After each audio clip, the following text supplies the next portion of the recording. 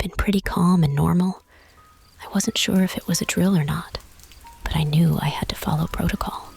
So I quickly turned off the coffee maker, grabbed my phone, and peeked out the windows.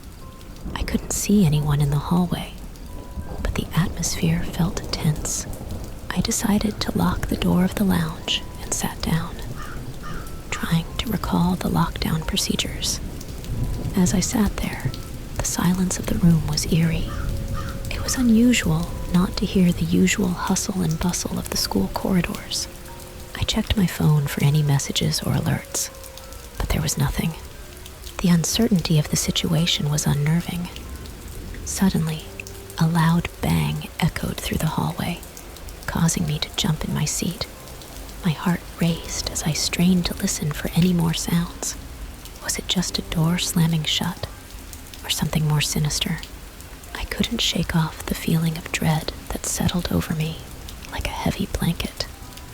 Minutes stretched into what felt like hours as I waited anxiously for any updates.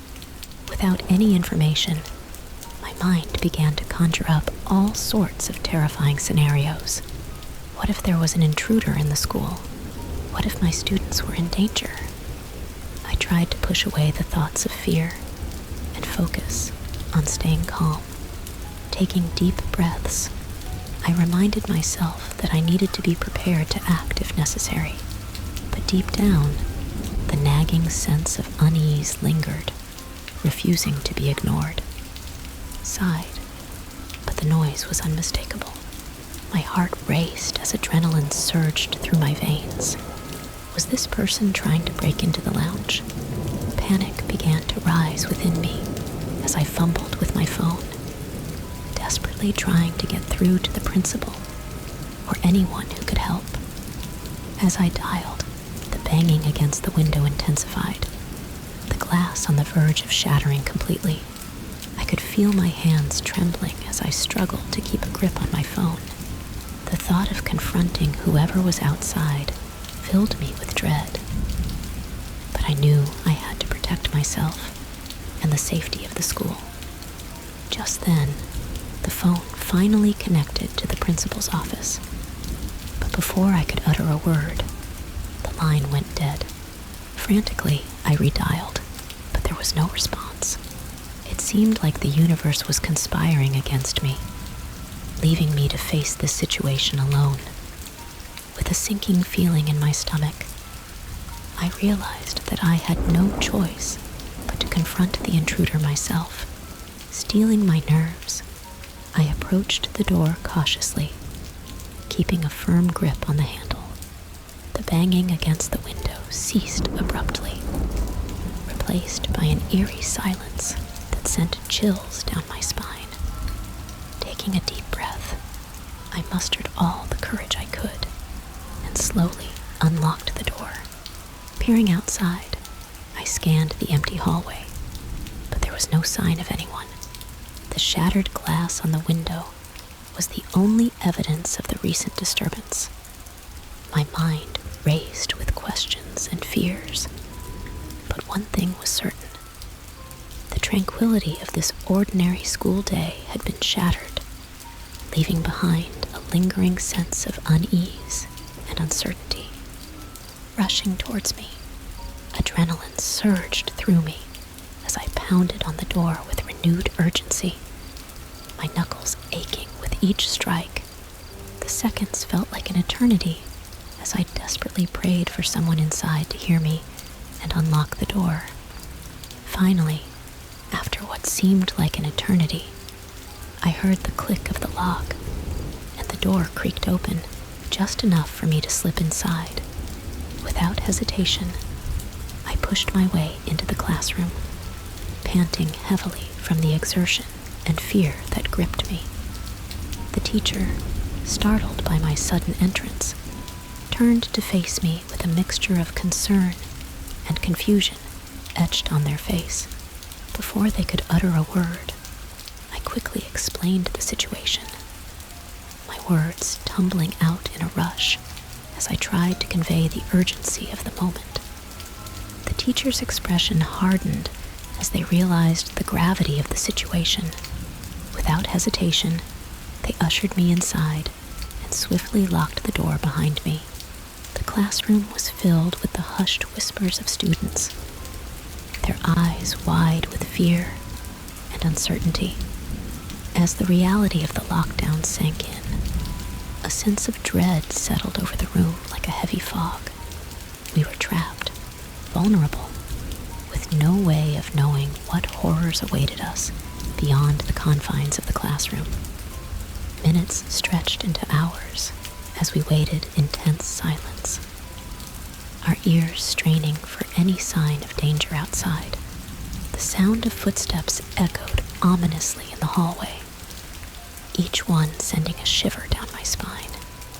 I glanced around the room, meeting the fearful gazes of my students, their silent plea for reassurance weighing heavily on my heart. Despite my own fear and uncertainty, I knew that I had to stay strong for them, to be a source of calm in the midst of chaos. But deep down, I couldn't shake the feeling of unease that gnawed at my insides, a nagging sense of dread that told me this was far from over. We were in the midst of a nightmare, and there was no telling when or if we would wake up. From my locker, so I wasn't worried about being late, as we chatted, I noticed something out of the corner of my eye, a figure lurking in the shadows near the end of the hallway. At first, I dismissed it as just another student making their way to class, but something about the way they moved seemed off, almost predatory. A chill ran down my spine as I watched the figure draw closer, their movements erratic and purposeful. I glanced at my friends, but they didn't seem to notice the stranger approaching. I opened my mouth to alert them, but before I could utter a word, the figure suddenly veered off into a side corridor, disappearing from view. Unease settled over me like a heavy cloak as I tried to shake off the encounter. Maybe it was just my imagination running wild, I thought to myself. But deep down, I couldn't shake the feeling that something was terribly wrong. The warning bell rang again, snapping me out of my reverie, with a sense of unease nagging at the back of my mind. I reluctantly bid farewell to my friends and headed towards my final class. As I made my way down the deserted hallway, the sense of foreboding only grew stronger. The air seemed thick with tension, as if something sinister lurked just out of sight.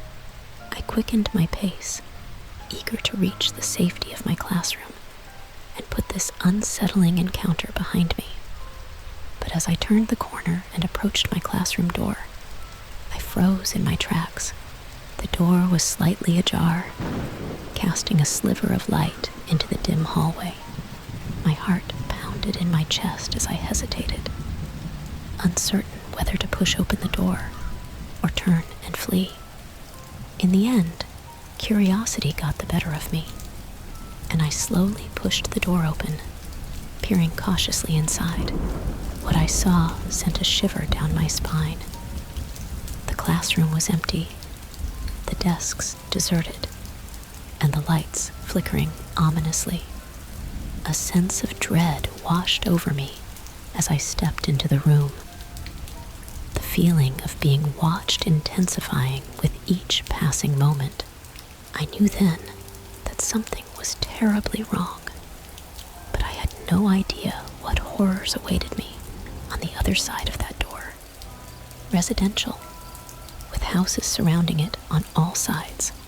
I hesitated for a moment, torn between the urge to follow my friends and the uncertainty of what lay ahead. But the sight of Jake and the others disappearing into the crowd spurred me into action.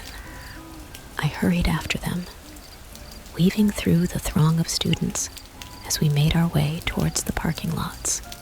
Panic hung thick in the air, mingling with the sense of urgency that drove us forward. I could hear voices shouting, the sound of footsteps pounding against the pavement as kids sprinted towards the safety of their homes. As we reached the parking lots, chaos erupted around us.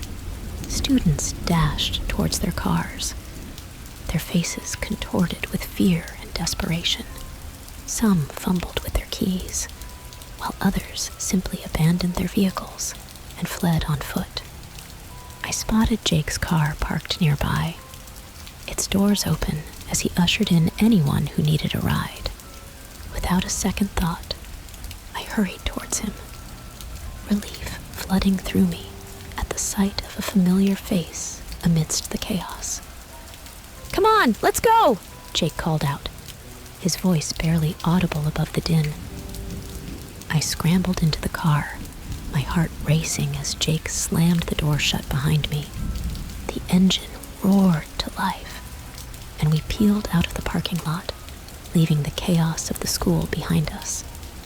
As we drove away, I couldn't shake the feeling of unease that lingered in the air. What had prompted the lockdown? And why had so many students fled the school in such a panic? The questions swirled in my mind, unanswered and unsettling. But for now, all I could do was focus on getting home safely. Grateful for the refuge of Jake's car and the company of my friends, little did I know the events of that day would haunt me for years to come. A stark reminder of the fragility of safety and the unpredictability of the world around us. Could use their phone to call for help. I explained to them that I had been caught in a lockdown at the nearby school and had narrowly escaped a suspicious individual. The employee, a middle-aged man with a sympathetic expression, nodded understandingly and handed me the phone. With trembling hands, I dialed 911 and relayed the situation to the emergency operator. I gave them a brief rundown of what had happened, emphasizing the urgency of the situation and the potential danger posed by the mysterious individual. As I waited for help to arrive, I couldn't shake the feeling of dread that gnawed at my insides. What had prompted the lockdown at the school? And who was the sinister figure that had pursued me through the woods? Minutes stretched into what felt like hours as I anxiously waited for assistance to arrive. Finally, the sound of sirens filled the air as police cars and ambulances descended upon the gas station. I watched with a mixture of relief and apprehension as officers fanned out, questioning witnesses and searching the area for any sign of the intruder. I recounted my harrowing ordeal to them, hoping that my account would help shed light on the unfolding situation. As the chaos of the moment began to subside, a sense of exhaustion washed over me. The adrenaline that had fueled my escape now gave way to a bone-deep weariness, leaving me drained and shaken. But amidst the fear and uncertainty, there was also a profound sense of gratitude for the quick thinking of the gas station employee, for the swift response of law enforcement, and for the sheer luck that had allowed me to escape unscathed. As I watched the police officers continue their investigation, I couldn't help but wonder what other secrets lay hidden beneath the surface of that seemingly ordinary school day. But for now, all I could do was wait and hope that the truth would eventually come to light. I'm glad to hear that you were able to safely reunite with your mom and that you didn't face any consequences for leaving school early. It sounds like a truly terrifying experience, especially encountering someone who was intoxicated and potentially dangerous. It's understandable that you would feel frightened and confused by the situation, especially when you are alone in the woods. Your instincts to seek safety and contact your mom were absolutely the right ones. Lockdown situations can be incredibly stressful and unpredictable, and it's natural to feel shaken up afterward. It's important to take care of yourself and reach out for support if you need it. Talking to someone about what happened, whether it's a trusted friend, family member, or counselor, can help you process your emotions and make sense of the experience. It's also reassuring to know that the school took swift action to ensure the safety of its students and staff during the lockdown. Hopefully, measures will be put in place to prevent similar incidents from occurring in the future. Remember, it's okay to feel scared or anxious after a traumatic event like this. Be kind to yourself and give yourself time to heal. And if you ever find yourself in a similar situation again, don't hesitate to reach out for help and support. You're not alone. Certainly, I'm here to continue. It's understandable that such an experience would leave a lasting impact on you. Moments of fear and uncertainty can be deeply unsettling, and it's important to acknowledge and process those emotions. After an event like this, it's common to experience a range of feelings, including anxiety, fear, and even disbelief. You may find yourself replaying the events in your mind, trying to make sense of what happened and how you responded. This is a natural part of the healing process, but it's also important to recognize when those thoughts become overwhelming and seek support if needed. Talking to someone you trust about your experience can be incredibly helpful, whether it's a friend, family member, or mental health professional. Sharing your feelings and concerns can provide comfort and validation. It can also help you gain perspective and find healthy ways to cope with any lingering stress or anxiety. In addition to talking about your experience, it can be beneficial to practice self-care and relaxation techniques. This might include things like deep breathing exercises, meditation, spending time in nature, or engaging in activities that bring you joy and comfort. Taking care of your physical and emotional well-being is essential during times of stress and uncertainty. Finally, if you find that you're struggling to cope with the aftermath of the lockdown, don't hesitate to reach out for professional help. A therapist or counselor can provide guidance and support as you navigate your feelings and work through any lingering trauma. Remember, you're not alone, and there are people who care about you and want to help you through this challenging time. Take things one step at a time and be gentle with yourself as you heal and recover from this experience. In conclusion, the harrowing experience of finding oneself caught in a lockdown at school, followed by a confrontation with a potentially dangerous individual, is undoubtedly a frightening ordeal. Such events can leave lasting impressions, stirring up feelings of fear, uncertainty, and vulnerability. However, it's important to recognize that moments of adversity also offer opportunities for growth and resilience. By acknowledging and processing our emotions, reaching out for support, and practicing self-care, we can gradually overcome the lingering effects of trauma and emerge stronger on the other side. Remember, you are not defined by the challenges you face, but by how you respond to them. As you navigate the aftermath of such an experience, be kind to yourself, lean on your support network, and take things one step at a time. With time and patience, you will find healing and peace. Above all, never hesitate to seek help if you need it, whether it's from friends, family, or a professional counselor. reaching out for support is a sign of strength, not weakness.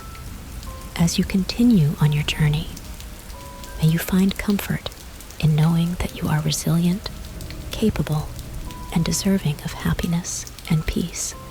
Stay strong, stay safe, and remember that brighter days are ahead.